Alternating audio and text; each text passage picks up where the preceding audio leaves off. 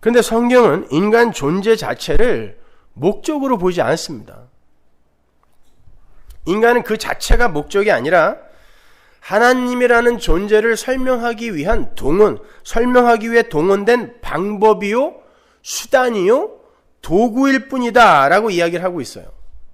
인간은 하나님의 영광이라는 목적을 위해, 인간이 목적이 아니라 하나님의 영광이라는 목적이 따로 있단 말이에요. 그 목적을 위해 동원된 수단에 불과하단 말이에요. 그래서 인간은 하나님의 이름으로 일컫는 하나님의 백성이며 하나님의 영광만을 위해 존재해야 하는 피조물일 뿐이라는 거예요. 우리 교회 교인이면 다 외우고 있어야 하는 이사야서 43장 7절을 다시 한번 봅니다. 무릇 내 이름으로 일컫는 자 곧 내가 내 영광을 위하여 창조한 자를 오게 하라. 그들을 내가 지었고 만들었느니라.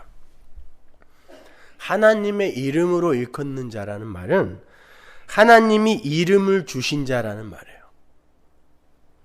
그 말은 하나님이 당신의 뜻을 담아내는 그릇이라는 뜻이에요. 이름을 준 자는.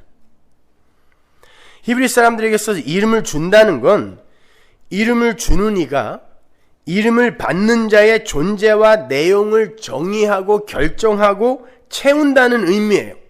여러분 창세기 5장을 보면 하나님께서 남자와 여자를 만들고 그들에게 이름을 줬는데 뭐라고 이름 줬어요? 사람이라는 이름을 줬어요. 그리고는 바로 밑에 3절에서 뭐라 그러냐면 아담과 하와가 아들을 낳고 이름을 줬는데 그의 이름이 셋이다 그래요. 근데 아담이 자기의 형상대로 아들을 낳고 이름을 주었다 그러죠.